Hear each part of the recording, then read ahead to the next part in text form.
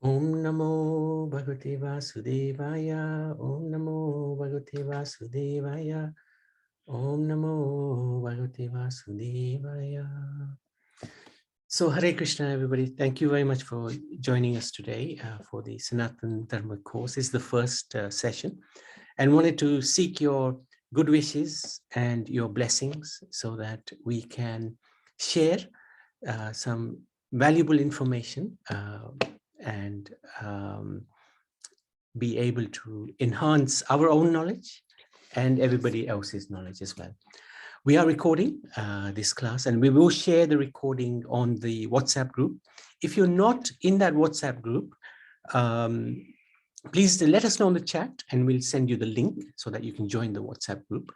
And if you can also just write on the chat your name so that we register you, and that I'll explain to you about that just in a few minutes. So we'd also like to take the blessings and permission of Radha Krishna, Krishna Balaram, Shri Gonitai, and Tulsi Marani and Haridas Thakur and the Guru Parampara to please enable us to be able to ourselves improve our knowledge of Sanatana Dharma and help others also in the same in the process. And we'd like to seek the blessings of Ganpatiji, who removes all obstacles on spiritual path, and his blessings are also very important. Okay. There's a question on the chat asking if the Bhagavad Gita for kids is still going on. That has actually finished. But if you can leave your name and number on the chat, and we can give you information about what the course was about and when we can restart that course again. We'll restart it after we finish this one. In 6 months' time. So what we're planning to do is to start the session at 12:45 sharp with bhajans and Mangalacharan prayers, so prayers of protection, prayers of auspiciousness. And then at 1 o'clock sharp, we will start the topic of discussion for the day, for the session. It's recording. At 1, and we're not planning to speak too much. I was thinking half an hour, because otherwise the attention span sort of wavers after some time. So at 1:30, we can have questions, answers, and discussion. So if you've got questions while we're talking, just note them down, and we'll have a session at 1:30, Q&A and discussion. And then we're hoping, I'm not sure if this can happen every time, but we will definitely try to have a quiz every time. Not today, of course, because we're just starting today, but the quiz will be based on the previous week's discussion. And I'm hoping Pari, I'm not sure if she's joined yet. Hare Krishna Prabhuji. Oh, she has. Okay, can we make her co-host? Thank you, Pari. Your name doesn't seem to come up. Oh, might be. That's okay. Pari, I have to introduce everybody to one of the brightest stars of the Bhagavad Gita course that we did for 26 weeks, together with Ishwari and Kishori. Pari is 16 years old, and one of the final tasks that she did, which was amazing task, she did 2 things she did actually. She did a quiz on the whole of the Bhagavad Gita, 18 chapters. Really amazing effort. And another thing she did was she summarized the whole Bhagavad Gita during one of our Gita Jayanti satsangs. So I really am very proud of this young girl, and I'm hoping she will be the one doing the quizzes every time. And if of course her work schedule allows her to do that. Okay, and we will try to end sharp at 2 o'clock, because I know people have busy schedules. Oh yes, okay, who am I? This is actually my wife, Jayanti. She's the powerhouse behind everything. No. I'm just sitting here all day long, doing not much apart from few presentations. This is Jayanti. We are both initiated. My name is Napinandan Das. We've a guru in the Hare Krishna movement. His name is His Holiness Krishnadas Swami Maharaj. We've been initiated or in the Hare Krishna movement for 32 about years. 32 odd years. We've studied the Bhagavad Gita and Srimad Bhagavatam many a time. We've been doing these online courses for nearly 2 years now. We've done about nearly 1,250 online courses over the last nearly 2 years. We retired. My main task in life is to go to schools and talk about Sanatan Dharma. And this autumn term we went to about 80 schools, I think just less than 80 schools. And we did about 50 odd dramas on Ram Leela. And we talked to about over 30,000 children about Sanatan Dharma. So it's really a fantastic blessing that the Lord has given us this service. We also have recently acquired a property, a synagogue, which we're just converting into a temple for Sanatan Dharma in Coulsdon. And I'm hoping many of our congregation here are in the local area, so you can visit that temple when it opens, hopefully in April. Okay.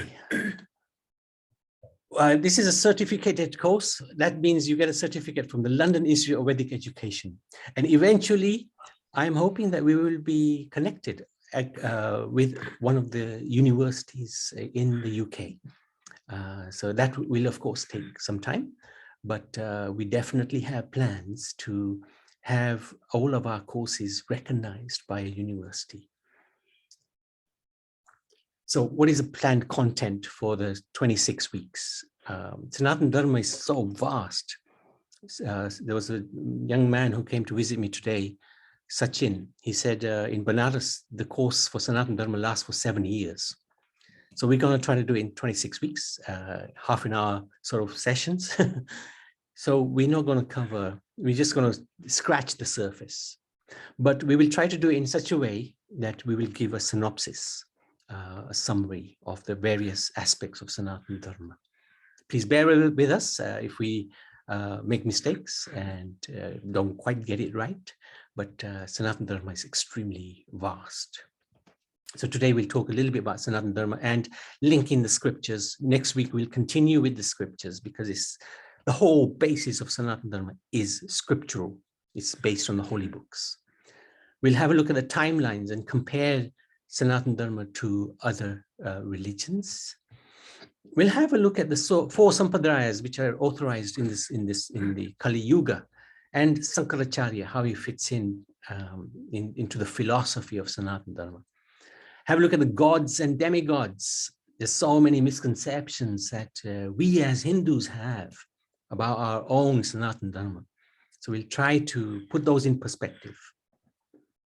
We'll talk about karma reincarnation, which is very, very crucial to the whole belief system that we have. Ayurveda, we'll try to talk a little bit about that. We'll try to get a speaker who will summarize Ayurveda. And 3 modes of material, Sattvagun, Rajagun, Tamagun, very important aspects of the world we're living in. To understand the world we're living in, this is fundamental. Festivals, why we celebrate, what we celebrate. Always interesting to know this. Aarti and why Aarti? Why do we do Aarti? Our children, they will always ask why. And if we don't have the answer, they will not have the faith to continue the traditions. So we have to understand, why are we doing the things that we're doing? And Aarti is one of the most important things. Raising children in Sanatan Dharma, we're finding more and more children, of course, being influenced by Western culture. And one of the reasons why we're opening this center is very much to get the focus of our younger generation back into Sanatan Dharma. That's key principle for the center that we are hopefully going to open. The 10 avatars, interesting to check out the 10 avatars, how they fit into Sanatan Dharma, and the 10 Mahajans as well, the devotees, the great knowledgeable devotees. Then we look at the 4 yugas, Satyayuga, Treta Yuga, Dwapar Yuga, and Kali Yuga, and the different methods of understanding God in each of those yugas and how it fits into our current yuga, and how can we make swift progress in this crazy age of Iron Age. The 9 steps of Bhakti Yoga. We'll talk about those, how we can incorporate God consciousness in our life in a holistic way, completely. And we'll talk about the different yoga systems, Karma Yoga, Jnana Yoga, Astanga Yoga, and finally Bhakti Yoga. We'll touch on the 7 mothers, why Gomata is so important. Especially we'll focus on Gomata, but we'll talk about these 7 mothers that there are in Sanatan Dharma. We'll also discuss the samskars. From our birth till our death, there are samskars which we should try to engage in. And this will help us going forward in our next life as well. We look at the Char Dham, the wonderful holy places around Bharat. We've specified Char Dham, but I'm tempted to extend that if we have enough time. And we look at Ganga Mata and her route. We've been doing that over the last couple of sessions, and it's the most extraordinary journey. And we can do it from our own homes. We don't have to go to Bharat. We can do it from here. We'll talk about various fasting days, especially this fasting day of Ekadashi, which is considered to be extremely important. We look at Varnashram, the system, the caste system, and the system of brahmachari leading up to sannyas, how it fits into current day thinking. The strength of prayers. What is the strength of prayers? We'll look at that. The different gurus in our lives who we can learn from. What are the etiquettes about Vaishnava philosophy or Sanatan Dharma philosophy, Vedic philosophy? We'll have a look at the etiquettes, how to behave. And finally, we'll look at the personal aspect of God compared to the impersonal aspect of God. This is, as I've said before, scratching the surface. Hardly we will get a glimpse of Sanatana Dharma. But what we are trying to do is give a good introduction, good summary of what's there. And then you may want to go into more detail in areas that you feel, oh, I'm interested in this.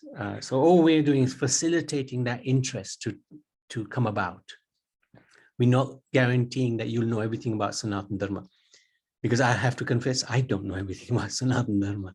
So, but over the years, we've learned a lot from our Guru Maharaj and from reading different scriptures. So we're not coming to you from any particular spiritual angle.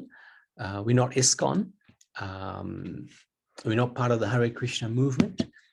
Of course, our learning is substantially based on those principles, but we're not biased. We're not stuck to those principles. We are looking at it from a very neutral, holistic point of view.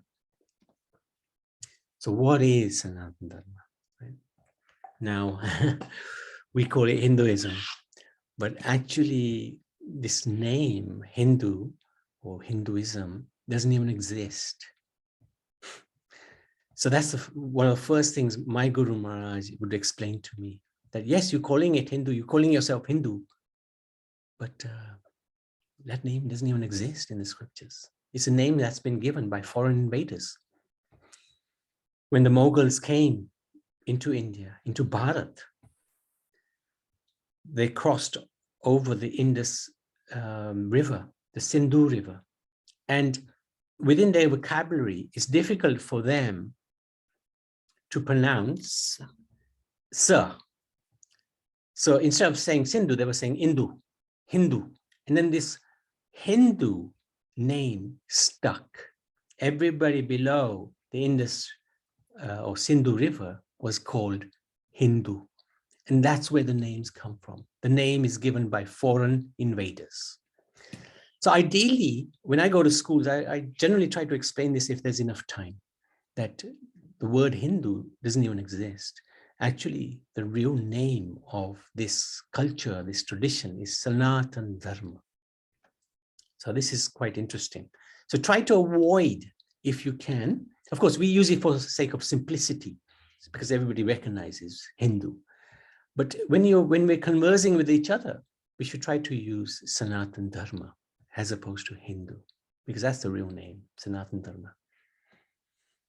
What is Sanatan Dharma? Sanatan is eternal, and Dharma means principles, rules, duty. So Dharma means so many different things. Religion even. It encompasses so many different things. But effectively what Sanatan Dharma is are internal principles which are a way of life. When we say way of life, it means, it doesn't mean, sometimes some religions, you go to church on a Sunday and for the rest of the week, you can do whatever you want. And on Sunday, you go to the church and you confess your sins. It's a process, whereas our tradition is a way of life. You live it. Every moment you live the religion. It's not that when you live it only when you go to the temple or when you go to the church, you live it at every single moment. And that's what makes it a way of life. That's what makes it all encompassing. The principles given in Sanatana Dharma impact every single part of our life, from morning to evening, from birth to death. So that's why it's called a way of life. Another aspect which is very important to understand is that the name India has been given to our country by foreign invaders, and the real name is Bharat. So again, when we are conversing with each other, we should perhaps use the word Bharat. It's a spiritual name. India is a name given by foreign invaders to downgrade. It basically means indigenous.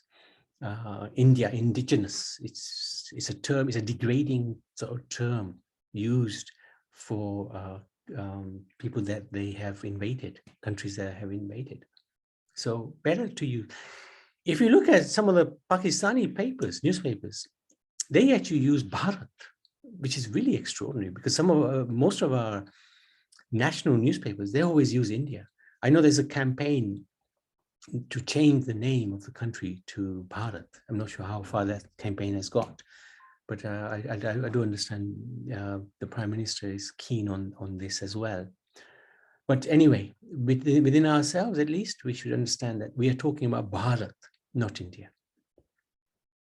And I often hear this from our own people. Oh, tell us the mythology story of this and that. No, it's not mythology. It's fact. It's historical fact. We believe it. We trust it. So all the pastimes, we haven't really talking about any of pastimes as we're going along, Lord Bhagwan's pastimes.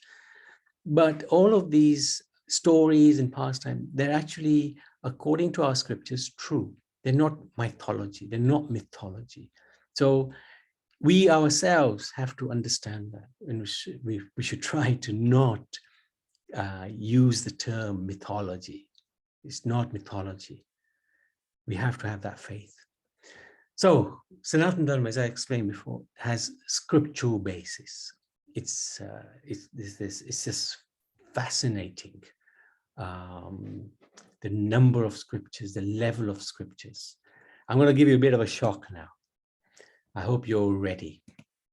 And we've got 15 minutes, or we'll take a little bit extra time today because there's no quiz, if that's okay with everybody. So this is the ambit of Sanatana Dharma. These are all the different scriptures, all the different holy books. And if anybody can read all of this in one lifetime, they probably go mad. It's not possible. This is Vedic knowledge. So little idea of what Sanatana Dharma is. There's two types of scriptures. We'll talk about that in a minute. There's Shruti and Smriti. Now, Shruti includes the Vedas, the Upavedas, the Vedangas. This is knowledge which is eternal, doesn't change. Oops. And the Vedas are split up into 4, Rig, Yajur, Sama, Atharva. And also within the Vedas, there's the Samhitas, the Brahmanas, the Anar, Yakas. and the Upanishads. So we'll, over the next 2 sessions, we'll just touch on those. We're not going to go in any particular detail because we can't we won't have the time. But we'll just give an idea of how vast Vedic scriptures and Vedic knowledge is. And the Vedangas are basically explanations, a little bit more explanations of the Vedas, into different areas, the rituals, the pronunciation, because when the mantras are given, if you don't pronounce it right, especially the Rig Vedas, you're going to get opposite reaction to, or different reaction to what you're expecting. Then it covers grammar, etymology, the different meters. These mantras are chanted in a particular meter. If you don't get the meter right, you're not going to get the pronunciation right. You're not going to have the effect of the mantra.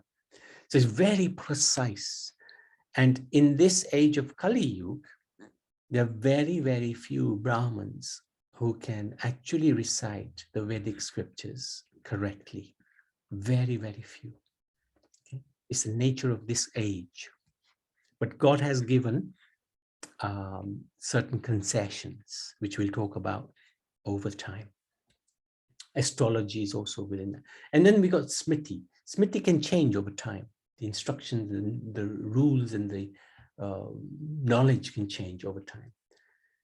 So that includes the Tantras, the Pancharatras, the Puranas. We know there's 18 Puranas and there's 18 sub-Puranas, minor, major and minor, that come into the category of Smriti. Itihasas, they include the Mahabharata and Ramayana, historical accounts of the pastimes of the Lord. And then we have the different sutras. We have the Vaishnava method of worship. We have Vedanta, the theology of the Upanishads. There's different aspects of knowledge, logic, which is all comes within the darshanas. Patanjali, yoga, that also comes within the Smriti and the Vedic knowledge. Sankhya philosophy. Now, it is estimated that this full Vedic knowledge is something between 2 and 3 billion texts, verses. It's huge, it's vast. And it is estimated that only maybe a few tens of thousands are still in existence. So vast majority of Vedic knowledge in Kali Yuga is lost. We are very fortunate because what has happened is, because this Vedic knowledge is pretty much lost, and in Kali Yuga it's very difficult to understand and gather and read and study and put into practice.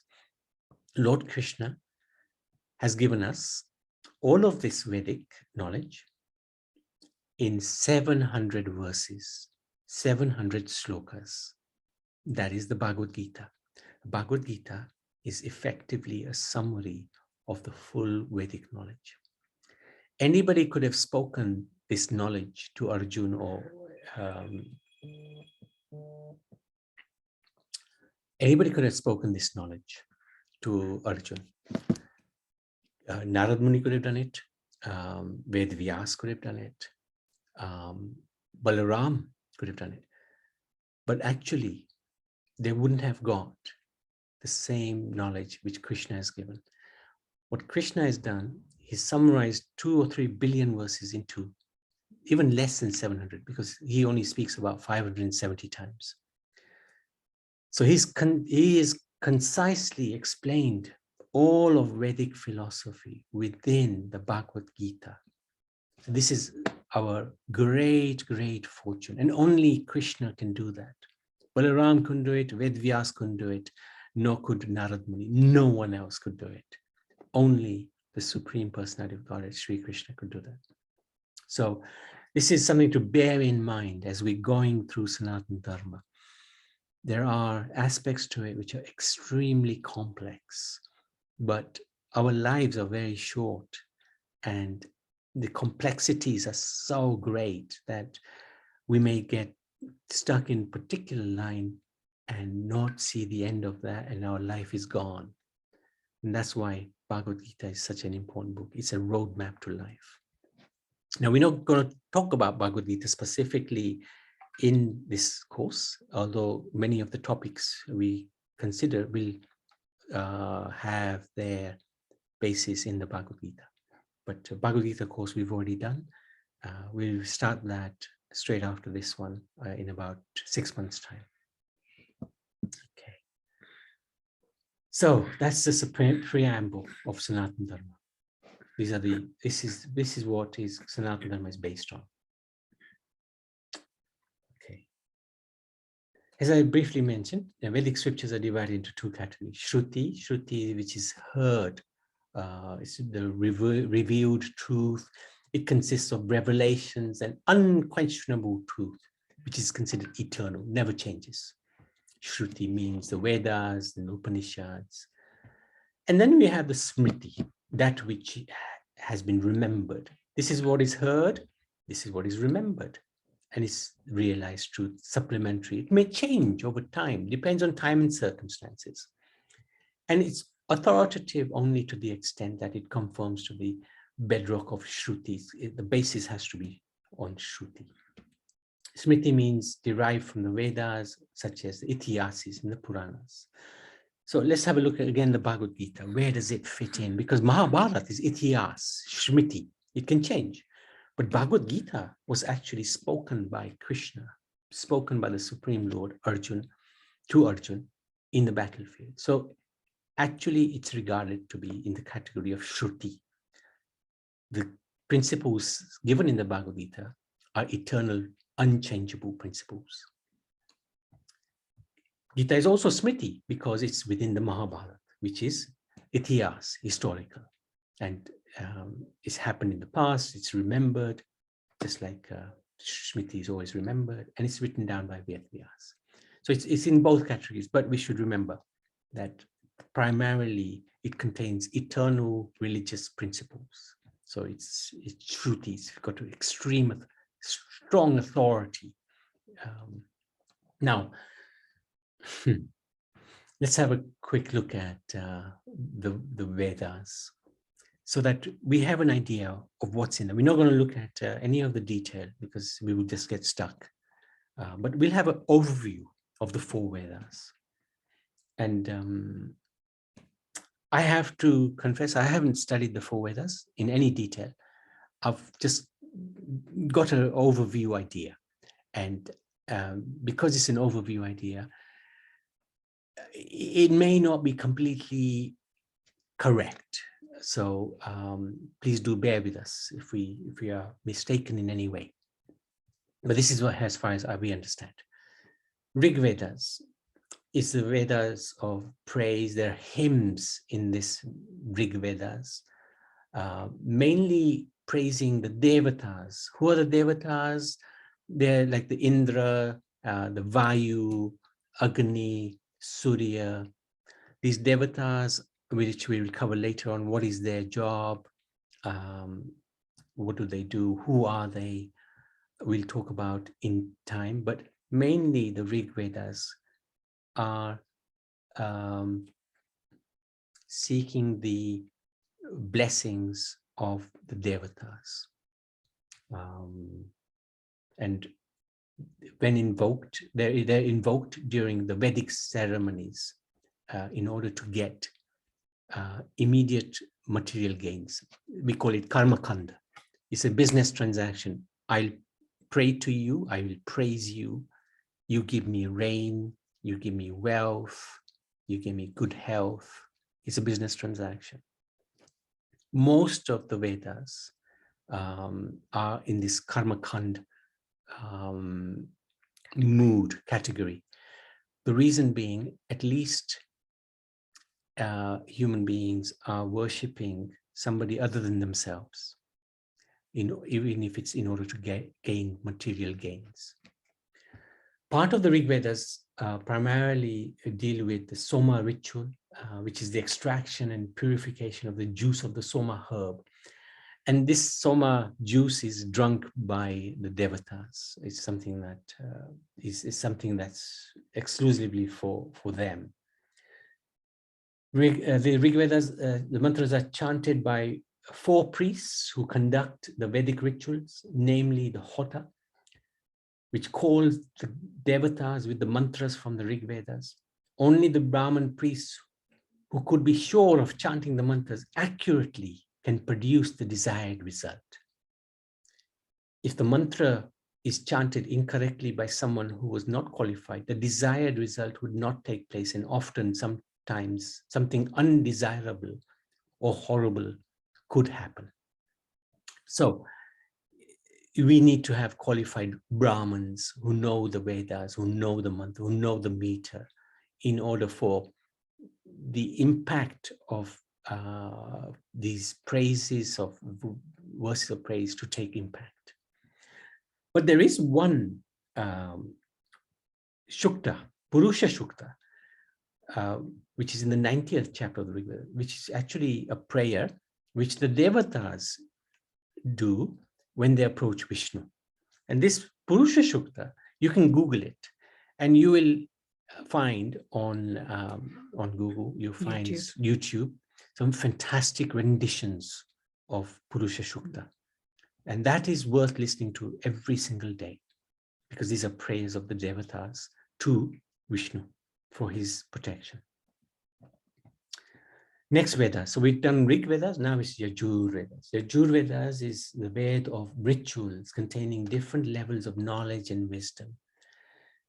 It once had 109 branches of knowledge, but now only 7 branches are found. The Yajur Veda, however, has 2 samhitas, or collections of verses, known as the white Yajur Veda with the hymns and rituals, and the black Yajur Veda with their interpretations.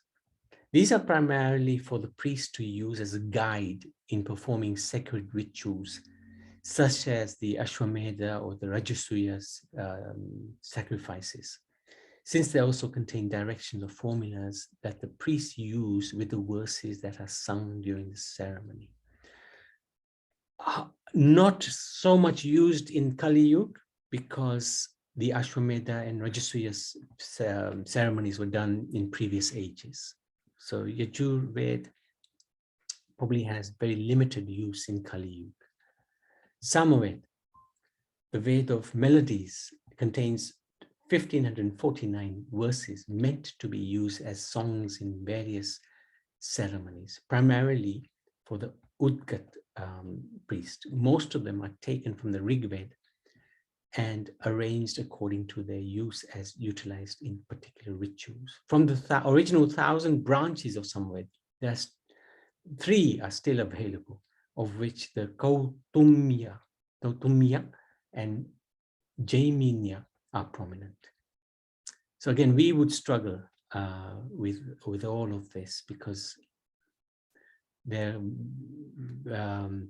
mantras which are complex and need to be chanted in the right meter with the right pronunciation as well. Atharva Veda. This is the Veda of chants, contains prayers, spells, incantations which resemble magical instructions found in the tantras. Some of them can be black magic. The slides, what we will do, if you're in the group, we will share them in the group. Probably not this week, probably next Sunday we will share them, after we've completed the whole part of the scriptures. So all I'm trying to do is give you a very brief summary. I'm not trying to put anybody to sleep, by the way, but just to give you the intensity and the vastness of the Vedas. The Atharva Veda contains a small section of verses of instructions, wisdom, description of the soul and God. However, the majority of it consists of rules for worshipping the planets, oblations, sacrifices, prayers for averting evil and disease, incantations for the destruction of enemies, fulfilling personal desires, mostly for the purpose of our own material needs. So, in basic essence, 4 Vedas mainly deal with material elevation. Since Vishnu is the Lord of material liberation, most sacrifices were directed towards the demigods. The demigods have the power to give material gains. So the 4 Vedas are generally directed at pleasing the demigods, whereas Vishnu, he gives he takes us out of this world into the spiritual world. So in many ways, spirituality is a little bit hidden within the Vedas. The Vedas represent the accomplishment of a highly developed religious system and encourage satisfaction of material desires through the worship of the demigods. At least, even if we try to enjoy our senses, at least we're doing it knowing that somebody else is in charge. That's the basic premise of the Vedas. We're not just worshiping ourselves, oh, I am the doer. No, we're praying to Indra to give us somewhere, or Vayu, or Ganpati. Yeah. They contain many directions for increasing one's power and position, for reaching the heavens in one's future by properly performing particular sacrifices in worship to the devas, demigods. Now, heaven is not where we want to go, because from heaven we can come back again. We want to go to the spiritual world, which is beyond heaven. And that we'll discuss in one of the sessions going forward. Okay, we take a little bit more time. Some people ask why there seem to be so many gods within Vedic culture. It's a huge misconception, and we have that misconception ourselves. Actually, the position is there's only one God. He has many avatars, many incarnations. And he also has many devatas, demigods, who help him manage this universe, or the universe, the creation.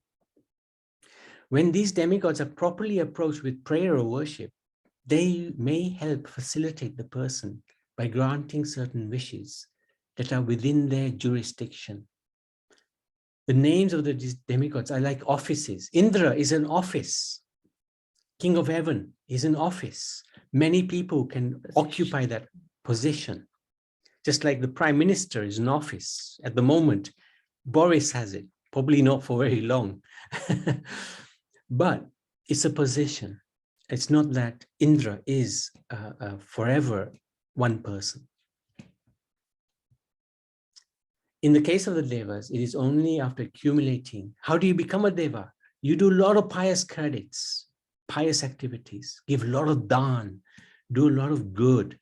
Then eventually one can earn the position of being a demigod. Can become Indra or Vayu or some other position to assume specific powers to control various aspects of material energy.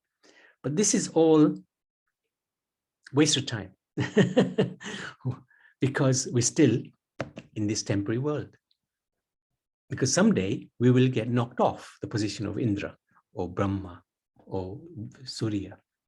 According to the Vedas, the Devas are not imaginary or mythological beings, but are agents of the Supreme to administer different aspects of this material universe. Just like in this country, you have a queen who appoints a prime minister, who appoints a cabinet to run the country. So similarly, God appoints a creator, Brahma, who also has a whole 33 crore demigods who help him run the universe.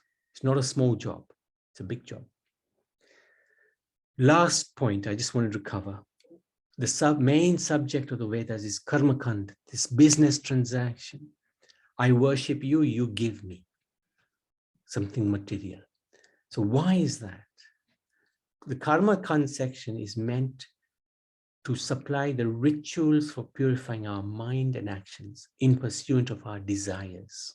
So we got crazy things we want. Karma kanda will help us purify those desires. Not merely to live with the intent of acquiring of all one's material wants and necessities from the demigods. So by having faith and steadiness in the performance of a ritual, one establishes purification in one's habits and thoughts. So we have these desires. We want lots of things to be fulfilled. The fact that we are praying to somebody else to guide us and give us those things is a process of purification, which is what the Vedas is aiming to do. This provides a gradual, slow process of acquiring one's needs and working out one's desires while simultaneously becoming purified and free from them. It's slow because we don't understand what we're doing. Such purification can bring one to a higher level of spiritual activity. This is the purpose of the karma kanda rituals. Without this understanding, one misses the point and remains attached to the rituals in pursuit of material desires. If we don't understand why karma kanda is there, we will forever be asking the devatas, Lord Shiva, I want this. Ambaji, I want this. Without understanding that we have to purify our desires so that they become spiritual. If we don't understand it, we'll keep asking and they will keep supplying, and we will continue to stay in this cycle of birth and death. In this way, it was recommended that people would perform sacrificial rituals to obtain their desires. However, by performance of such acts, they should understand their dependent position, not only on the demigods, but ultimately on the Supreme Lord.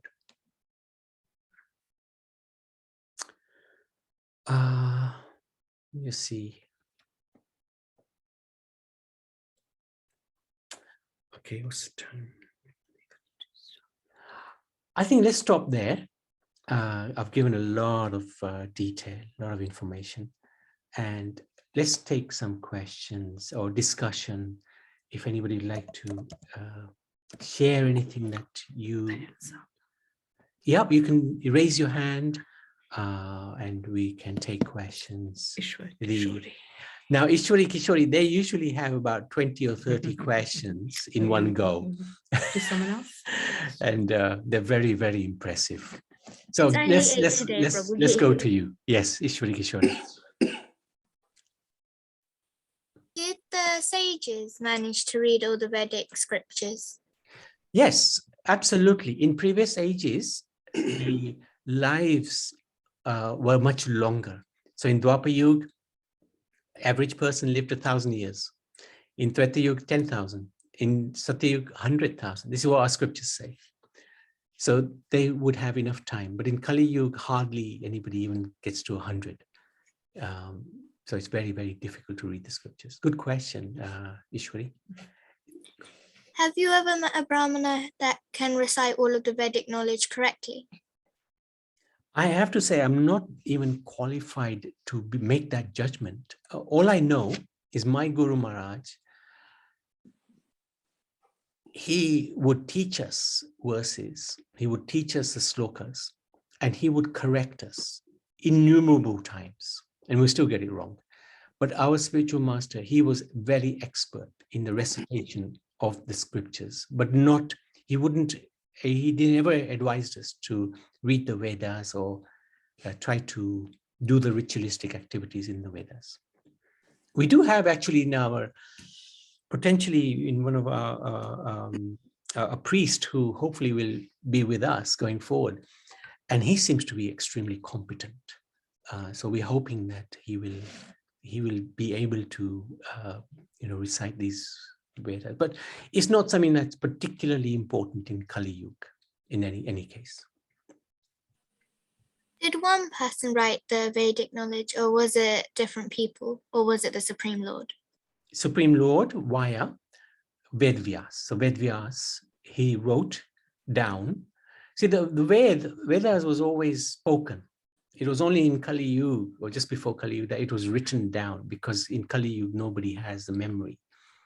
So it was written down, Vedvyas dictated it, and Ganpatiji, Ganesh, he wrote it. And Vedvyas is regarded to be a literal incarnation of the Supreme Lord. Literary incarnation. Has anyone apart from the Devdas drunk the juice of the Soma herb? Has anybody apart from? The Demigods. demigods. Devatas. Yes, but it's something that Rahu did. Rahu did. Yeah, no, that was the nectar of in immortality. But it's something that only the Devatas can contain, because they have the capacity, the physical capacity of containing these samaras. Otherwise, if a human drank it, they probably won't last very long. Mhm. Can I ask questions here? Yes, Yogesh? of course. Ishwari, Kishori, hold your questions if you have more. Yes, please. Yeah, Yogesh, I hope Hi. you pronounced your name right. Nambi Nandan Das, is it? Hare Krishna, yes. Yes, amazing. I've just been blown over by what you've said so far. I get blown over every time I say it. Seriously, it's just amazing. I've been searching for looking into some of this, and I'm so glad I'm onto the course today. So some of the things I just want to mention, my comments. I won't ask any more questions, but in terms of just some comments, you mentioned about the way Hinduism doesn't even exist, the name, and I was wondering whether there should be a campaign to rename it, because they will always ask about what religion you are. Correct. And I therefore wonder whether, do we say we are Hindus, or whether we say, no, it's not a religion.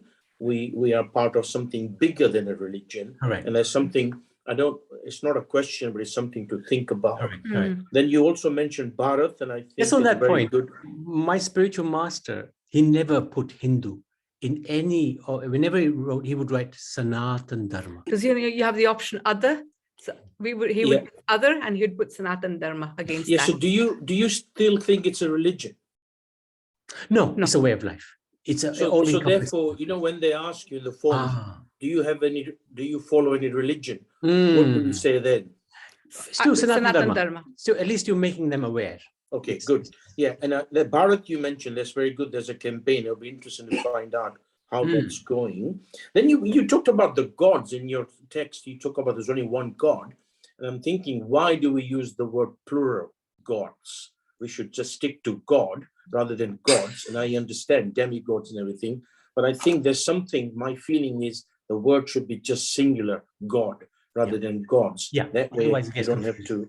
Yeah, and then the language, is it Sanskrit there? Do you think all these Vedas and Upanishads are Sanskrit? Yeah. But my fundamental question today to you, sir, is you mentioned about Shruti versus Smriti. And I know in the world today, the only thing constant is change, right? But I think what you said there is Shruti never changes. Yeah. And therefore I'm thinking at some point, surely even the God would probably say, I need to make a change. So I sort of challenge that about Shruti not changing at all. But that's apart from that, that's it's good. Amazing. Very good, Yogesh. You're absolutely right. That's why there's two categories of scripture. There's the Smriti and the Shruti. Smriti keeps changing according to time and circumstance.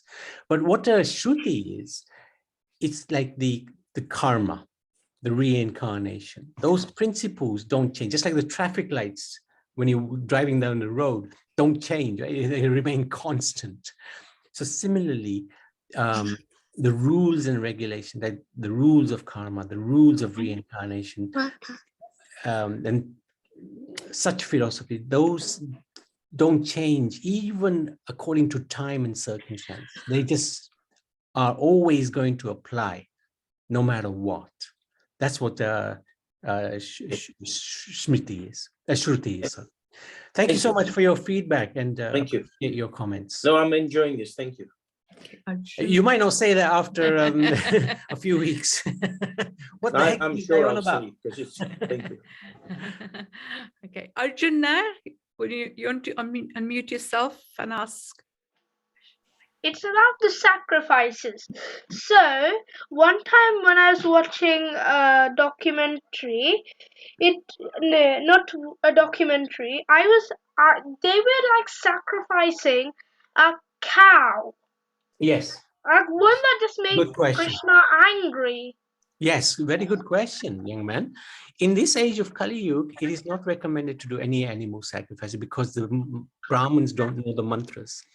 The purpose of the sacrifice, Previous ages. if you just mute, purpose of the sacrifice is to give that animal a higher birth. That's the whole point. Now, the Brahmins in this age, they may not know the mantras well enough to be able to give that those mantras the impact that they should have. So in Kali Yuga, it's not allowed. In previous ages, it was allowed. But what happened? When the animal was sacrificed, they would become a human being. So it's for the evolution of the soul of that particular personality that sacrifice is done. It's not to, generally what happened in Kali Yuga was the Brahmins were doing these sacrifices to eat the meat, to enjoy this flesh, and it became perverted. And that's why Lord Buddha came to stop the animal sacrifices. So Arjun, very, very good question. Excellently put as well. So thank you very much. Good boy. Varsha, would you like to ask a question? Unmute yourself.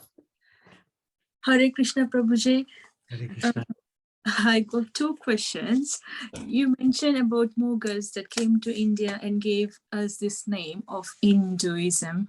What year it was in, roughly?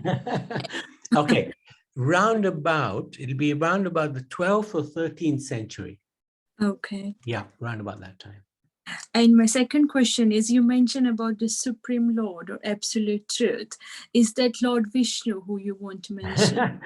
Okay, we got one topic especially on that subject, Supreme Lord and demigods. So we'll cover that very quickly. In about 3 or 4 weeks' time, we will cover that. It'll take some time to answer. Okay. Because we have certain conceptions, and it would need to go through a more holistic approach to answer that without offending anybody. Yeah, because all our lives we'll have worshipped somebody, and we're thinking, and I'm going to suddenly say, "Hey, you're worshiping the wrong person." That's really not right. That would be unfair of me, and also I would want to give full respect to the people here, and also the higher personalities that are in this universe. Okay, thank you. Okay. Akasha, would you like to ask a question? Unmute yourself. Hare Krishna, Prabhuji and Mataji. Hare Krishna, Akasha. So I think I have 3 questions. First of all, when you said something terrible would happen if you pronounce something wrong, what did you mean? Like, what could happen? I don't know, if very difficult to tell, because every situation is different. So if you're praying, I don't know, for some wealth, okay, yeah, maybe some wealth from a particular demigod, and you get the pronunciation wrong, you might even be praying for him to take away your wealth. It could have the complete opposite effect, because Sanskrit is very precise, and it's very complex as well. So it just depends on the circumstance. Also, if you said it would be quite hard to learn all of the scriptures in one lifetime. If you learn Sanskrit, would you be able to learn all of them then? Well, the idea isn't to learn all the scriptures, because it's practically impossible. Learning Sanskrit is always a good thing, because Sanskrit is such an incredible language, but it's challenging to within our education system in the West, even in Bharat, to actually learn Sanskrit where you are actually able to speak it with others. There's only a handful of villages in India, in Bharat, who actually maintain the tradition of speaking and writing and talking, etc., in Sanskrit. So it's quite challenging, but we don't have to in any case, because in this age of Kali Yuga, things have become, God has made things a little bit easier for us. So for example, if we learn some of the verses in the Bhagavad Gita, that is as good, practically speaking, as knowing the Vedas. Okay. Also, when you go to schools, do you tell them Hinduism, or do you say Sanatan? Sanatan. If the time is there and the children are over a certain age, if they're 8 and over, I will explain to them that this tradition is known as Sanatan Dharma. Oh, but I would okay. still continue to use Hinduism, because you don't want to confuse everybody. And Hinduism is a very common sort of term. And we're not in the business of confusing everybody. So, Yeah. if the title works, and we stick to it, Okay. Thank you. Thank you so much, Akasha. Gayatri Kini, would you like to unmute and ask it? Hare Krishna, Prabhuji and Hare Mataji. Krishna. I have a question. My grandfather used to have a Gita and from Ramakrishna Mission, and Hmm. he lived with us from about 75 till he was about 99. And I think he was always on like karma yogi, karma path of things. Ji, And ji. he used to talk to us a lot about stuff. I mean, as growing with him, like body, mind, intellect, perceiver, feeler, thinker, observer, emotion, thought, and Satchitananda, and all these, bombastic words. And then when he died, I had his Gita. I said I'd like to have his Gita. So I have got his copy of his Gita, the good old one. And on pages, he has done pictures of the solar system and the cosmos. What on earth has that got to do with Gita? I've been thinking, because I follow, of course, Prabhupada's Bhagavad Gita, yeah. on Bhagavad Gita, but I have kept his as just a sentiment. But Treasure it. What is it? What on earth is it? And now when I was looking at your chart and looked at Sankhya philosophy and metaphysics, I'm just trying to think whether was there really a connection between him doing that, or was he just bonkers? No, he wasn't bonkers. There's definitely a connection. And there's one Purana, the Srimad Bhagavad Purana, which actually, where perhaps some of your father's or grandfather knowledge has come from. And it'll be very interesting to see that at some point. Are you in the south of England, London? No, I'm based in Wales. Oh, okay. Excellent. Okay. We'll connect sometime if possible. And yeah, but the solar system, how the structure of the universe, that's actually described in the Srimad Bhagavad Puran. So he may have got his information from there. It's not in the Bhagavad Gita because Krishna had a short period of time, and it's not particularly relevant to our way of life. Yes, of course. But interesting. Thank you so much for sharing. Yeah, Ashwin Bhai. Ashwin Bhai. Are you muted? Okay. Oh, you're still muted. No, let him do it. Okay. My question is very simple. 90% or 95% of us don't speak Sanskrit. Ji. Is that a fair comment? I would say 99%. Thank you. I was going to say 99%, but then you would have said, no, I speak Sanskrit. So I increased it to 95%. Now, given that is the case, in Sanatan Dharma or Hinduism, because that's what we traditionally recognize it. Yeah. Why every time we chant a mantra, it's in Sanskrit, nobody understands. Nobody follows. And our priests, or even when we recite a prayer, nobody bothers to translate or explain what they've said. Yes. I think we are going in the wrong direction. Yes. Yeah. I think what should happen in future is all these prayers and mantras and chanting and whatever that takes place should be done in a meaningful way so we can understand it and feel good about it. Brilliant. But if I go to a wedding or a funeral or whatever ceremony, the Shastriji will recite all these mantras and everybody is talking. Nobody takes interest because they don't understand what he's saying. Exactly. I So think there that's, needs to be a transition at some point in my mind. Yeah, for sure. No, you're right. Now I have to let devotees know, Ashwin Bhai is one of our trustee, incredible personality. He's one of the most gentle and helpful and knowledgeable, and he pushes us hard, he gives us a hard time. But I really have so much deep gratitude to this incredible personality, So thank you so much. But you're absolutely right, Ashwin Bhai.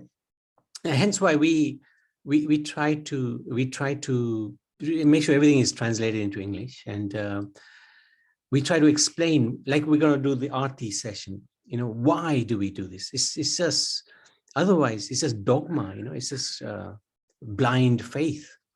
My dad did it, so I'm doing it.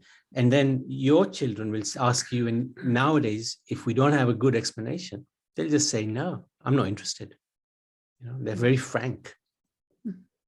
If I was younger, part 2 of something that I would have really loved to have done is to start to explain our Dharma in a language we can all understand.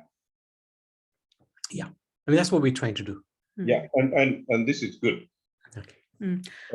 Yeah, Ashwin, like just our Guru Maharaj said, okay, you might not understand Sanskrit, but listening to it, your soul is getting that benefit. So that's why everything is still chanted in Sanskrit. But I agree, there should always be an explanation. No, but how can my soul benefit if I don't understand it? If my soul doesn't understand Doesn't matter. The purification still takes place. No. I disagree with you. I think I've got to understand and feel good. It helps. Correct. No, you're right. It helps if you do understand. But even if you don't, this is so powerful. It still purifies. And this is wherein lies the problem. The Shastriji says, take some water in your hand. Yeah. Now I'm chanting some mantra, and you just chant it, not knowing what it means. And he said, now you do this and you do that. And you have not gained or learned anything. But you see, this is one of the things about, for example, when we chant Hare Krishna on the streets, Hare Krishna, some people mockingly say, Hare Krishna, or they might even do it in anger. Oh, Hare Krishna, get out of here. Even saying that benefits, even that benefits the person. Even that saying. Yeah, but that's fine. That's fine. I understand that. Yeah, but so it's okay. I made my point. Thank you. Yes. Okay, now we have Purnima. We've got a very little time left, but we can take some quick questions and quick answers. That's okay. Purnima, would you like? Thanks a lot, Mataji and Guruji. It is like an ocean of wisdom in the very short span, and your the format which you build up. In the span of 30 minutes, the droplets of the knowledge which I can able to grasp, I should get little more knowledge in the coming weeks. But I just wanted to try to understand with the evolution of mankind and from Vedas and from each yugas, history is repeating. And it is like victory over evil. Yeah. Correct. Is it like when the evolution is happening, Karma Yuga, as we are in the final stage of Yuga, there are previous Yugas, were they not learned from what has happened, or still they wanted to continue and learn from their own mistakes? Yeah, what it is, we have very short memories, in our own lives, in my own day, I make the same mistake again and again and again. Mistakes will always happen. Karma is always going to take impact. This is just part of the process of material existence. And the idea is we try to improve ourselves and try to become connected to a spiritual path. And we help others improve as well, those who are close to us, even those who are not close to us. And just try to slowly make progress towards a spiritual destination. That's all that is this material world is all about. Samsar, it'll continue. The same mistakes will continue. The ages will keep continuing. Don't worry about any of that. Let it continue. We focus on ourselves, on those who are close to us, and we try to improve ourselves. That's the whole idea of Sanatan Dharma. Nice question. Thanks a lot. Now, Pari had a question. Pari? Yes, Prabhuji. I was just going to ask, because obviously you said that there are many brahmanas now that they're not aware of the knowledge and they just do it for their own sort of selfish needs. So whenever we have like rituals or ceremonies in our house, how can we recognize who is a pure brahmana? Wow, that's a tough question. I think you do have to see, if it's a business, if it's see, a Brahmin should do this ceremony, the puja, and he should not demand anything. If he's saying, I'm going to charge you 101 pounds for this or whatever, then it's just a business transaction. That's all it is. It's just a business for him, and for us, we will not get too much benefit. But if the Brahmin says, I'll come and I'll do it, like this is what I like about the Brahmin that we're bringing in, the priest. He doesn't demand. You know, I offered him like some money for, he came to one of our functions. He said, no, I'm not taking any money. I don't want any money. And that's an interesting first step where the person says, no, I'm not interested in wealth. I want to help you. See, that just gives you that little feeling that, okay, this person is genuine. He may or may not know the mantras, but at least there's some genuine intent there. And God will always see that genuine intent, especially in Kali Yuga. Yeah, thank I you. don't know if that helps, but. No, it does. Thank you. Thank you. Pari, you're amazing, Pari. I don't know what sort of quiz you're going to generate, but good luck. Okay, I think we'll take 2 more questions. Ishwari, Kishori, we're going to have to save yours till next time, perhaps. Varsha? Hare Krishna Prabhuji. I'm sure you might cover this again in the next session, but it was just about the Vedas. You mentioned he was an incarnation of the Supreme. Yeah. But he was also born to Satyavati and God, Sun God. So was it in 2 different yugas? No, there can be, but Krishna was born to Devaki and Vasudeva. Doesn't disqualify them from being God. Not becoming God, being God. Because they take birth from eternal parents as well. So we'll cover that in one of the sessions. You're right. Thank you. All right. Very, very good. Good question. Thank you very much. Supriya. Very excellent.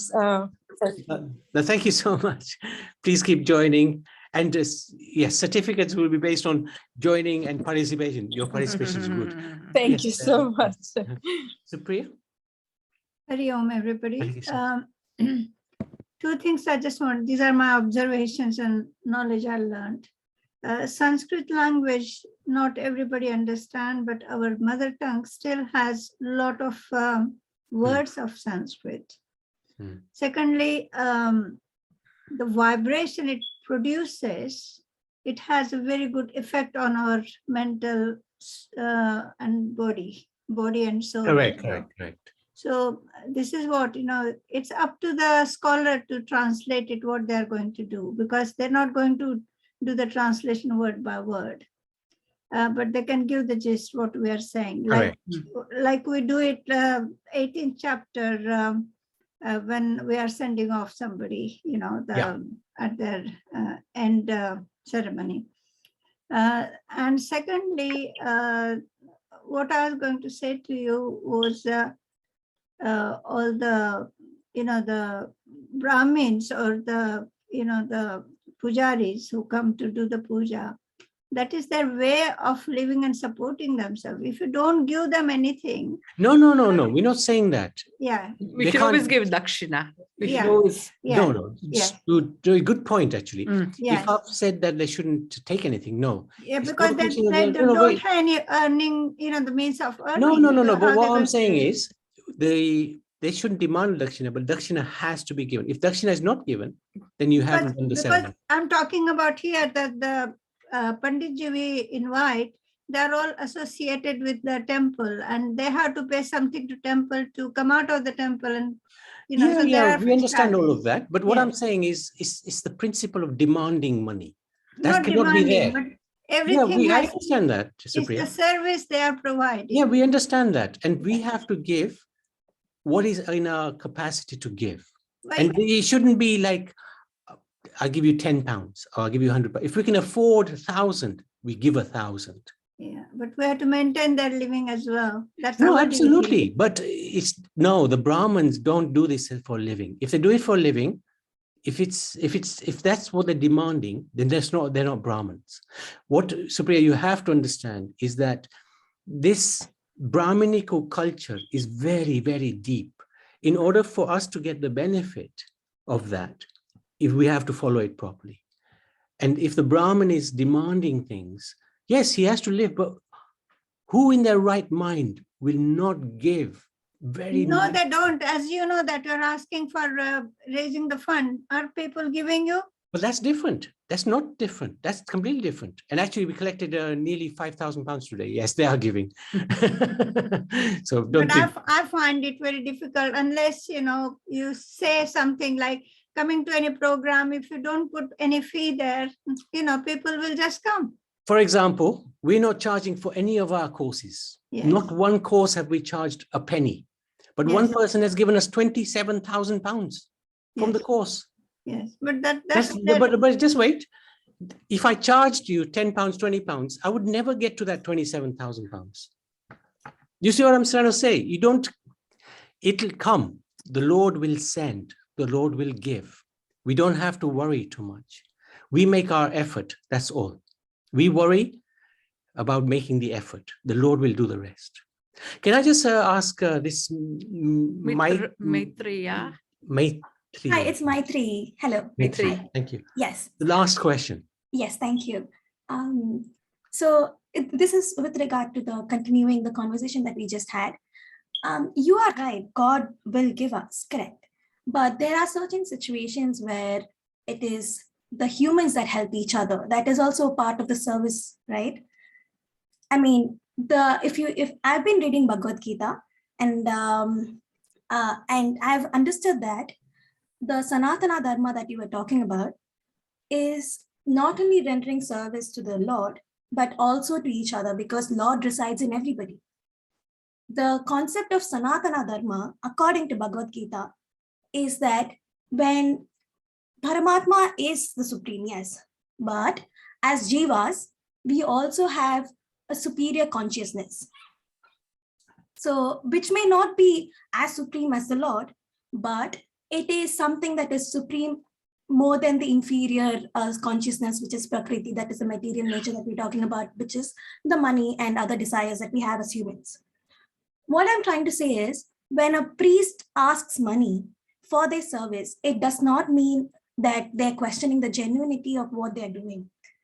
And you're right. See, you have provided this course free of cost, and I would have gladly provided money to learn more about this course. Okay, one thing I would say is your duty.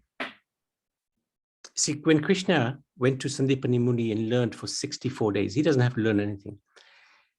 Sandipani, he has at the end said to Sandipani Muni, what dakshina can I give you?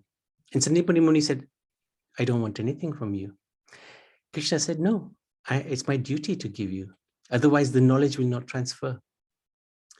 Sandipani Muni said to his wife, well, what do you think? Oh, yes, Krishna is so powerful. He can bring back our dead son, which he did. So in every transaction, in every dealing where spiritual knowledge is shared, the person who is sharing the knowledge, if he charges, then it's simply a business transaction. All he will gain is the money he gets. And all the listener or the student will gain is the money he's paid. That's all. The real knowledge transfers when dakshina is given at the end. So I would ask all of you, yes, I want dakshina. I want your blessings. I want your good wishes. I want your prayers that please let this foolish boy remain at the shelter of Radha and Krishna. That's my demand from you. We don't need anything. By the Lord's mercy, he's given us everything. But you do have to give some dakshina. And I would say to you, please donate to the temple, whatever you like to donate, whatever is in your heart, please give. But personally, I would like your blessings, your good wishes. That's all I want. I agree, but I would say, I mean, I agree, but I would say it does not matter if it is at the beginning or at the end, because whatever knowledge that you're imparting. No, but that's what you're saying. But actually, the tradition is different. The tradition is the student learns from the teacher, and at the end, the dakshina is given. That's the tradition in Sanatan Dharma. It's not something that we are making up. It's just the way it is. Yeah, And but the priest, for example, if a priest demands that I will only come if you give me this, that's a business transaction. That's all it is. The spiritual benefits between the parties will not transfer. This is Sanatan Dharma. This is the point that we are trying to, we're not imagining this. We're not saying it should be like this. This is how it has been set up for the transfer of knowledge, for the transfer of spiritual benefits. The dakshina depends on the heart-to-heart relationship between the giver and the taker. If it's heart-to-heart, then the transfer takes place. The knowledge takes place, the spiritual benefits take place. The priest has no right to demand. This is a very important part of Sanatan Dharma. Really if you do not mind, can you give me the source of this? Where it says, because as my source is my spiritual master, and the Srimad Bhagavatam, Bhagavad Gita hasn't got this information, but Srimad Bhagavatam, where Sandipani Muni asks Arjun, Krishna about, Krishna asks Arjun, Krishna asks Sandipani Muni, yes, can you give me, what dakshina can I give you? So it's the Supreme Lord himself at the end of the course. Yeah. So I'm not making it up. It's there in the Bhagavatam. I'm not saying you did. I'm just saying that it is not wrong because the service. No, it's not known. That's why we are doing this course. That's I'm saying, why. but I think the phrasing of business transaction is wrong. It's your thinking. That's how we're conditioned to think. Yeah, it's your thinking. But forget how to think at this point, right? Because our thinking is based on how we're living. But let's go on to the basis of thinking on the basis of scripture and see the benefit of that. It's not that we are depriving the priest of anything. No, the priest should be earning a lot more than we ever give. Like Supriya said, how we're so stingy, we don't give. Then we don't get the benefit. If we don't give, we don't get the benefit. The priest will get the benefit. But if a pujari comes and we can afford to give £1,000 and we give him £5 because we have a stingy mind, then we don't benefit. The priest will benefit because he's done it with full heart. Is it, are you saying that asking for money is not doing with full heart? For the priest, he should not demand. This is what I'm saying. I'm not saying. But demand comes from the source of living in a society where money is. Yeah, but that's where he has no faith that God will not look after him. Can I give you an example? So I'm coming from, you know about the one of the Divya Desam, right? In our country, in India. Mm-hmm. So it's Bharat. Use the word Bharat. Yeah, Bharat. But in many places, in one of the Divya Desam, people are doing free service to God. Like the priest everywhere, they are earning meager about just if you convert it into pounds, it is just like 10 pounds per month maximum. And that is also from the money that is being put as a service. As you said, they are not demanding. So are you saying that if they ask money? So why do you think they're not demanding? Because that is the culture. Understand, if a priest is doing service because he's paid, that is not bhakti. That is simply a job. Please get that into your mind, that if somebody is demanding to do something for Krishna or the Supreme Lord, and they want money for it, it's a job, full stop. It is not bhakti. Bhakti is where you do something without anything back in return. But you have to have the faith. Like I said, we don't charge, but this person has given £27,000. I never even imagined her, and I never even wanted her to give anything. So you have to have the faith. If you're demanding something, why do you think they don't ask for anything? Because they're doing bhakti. Why do you think Sudama, he went to Krishna. His wife said, get some money from him. Sudama forgot all about it because he was doing bhakti. We want to do bhakti. Unless if you want something from Krishna, he'll give it to you. It's just a business transaction. You'll stay in this world forever. We don't want to stay in this world. Do you understand what I'm trying to say? Yes. Okay. Thank you for the question. No, I think we'll stop there because it's just going to go too much over time. But what I do want to ask is, can we take another photo shoot? And again, no children, please, to open their cameras, but all the adults. If you switch on the cameras, we'd like to have a full house if possible. Prabhuji, sorry, I know I'm not going to take long, just to say one line. Go for it. Regarding the last question of Dakshina is more cameras, please. World, the only thing constant is the change.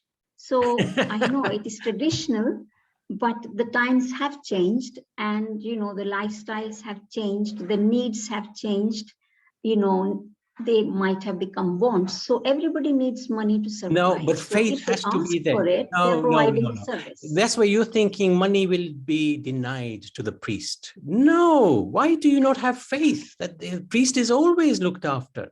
Why God will not look after his own? This is what is lacking in us, the faith. We have to have faith. Have to have faith. I will be looked after. If he looks after the elephants who eat a ton of food every single day, why he won't look after me who's serving him? Where's the faith? But also, we have to stop becoming... I still don't agree. I think you may not agree, but that's his job.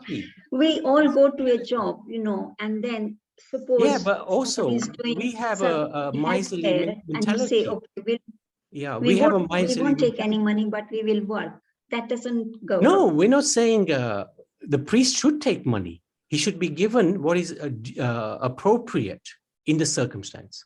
I'm not saying don't take money. Don't get me wrong. I'm saying he shouldn't demand it. He should get it from the heart of the person who's giving. And they should be given appropriate remuneration. So let's have some more cameras, please. Pari, if you like, you can switch on. One more, few more, any more? I was cameras, just adults. You said Okay. no children, so I didn't know where I stand. No, you're okay. Yeah, you can put yours on if you want to. Any more cameras, please? You can put up the makeup later. Two more cameras. No, Akasha can't. Oh, you're on this side. How can we get these guys off this side? You have to do two lots. Oh. Okay, let's just take. Okay, Prabhuji, I think there's a setting somewhere which says hide non-video viewers. You're so good. Oh yeah, you're right. Does that help? No. No. No, it didn't help. All right, just do it. All right, let's take. Please smile. Hare Krishna. Thank you. Thank you, everybody. Fantastic. Oh yeah, let's go to the next page. Thank you. Thank you so much. Thank you so very much. Thank you. You take care, everybody. See you next week. Hare Krishna, Prabhuji and Krishna, everybody. Hare Krishna, Mataji and Hare Krishna. Take care. Thank you. Hare Krishna, Prabhuji. Hare Krishna, Mataji.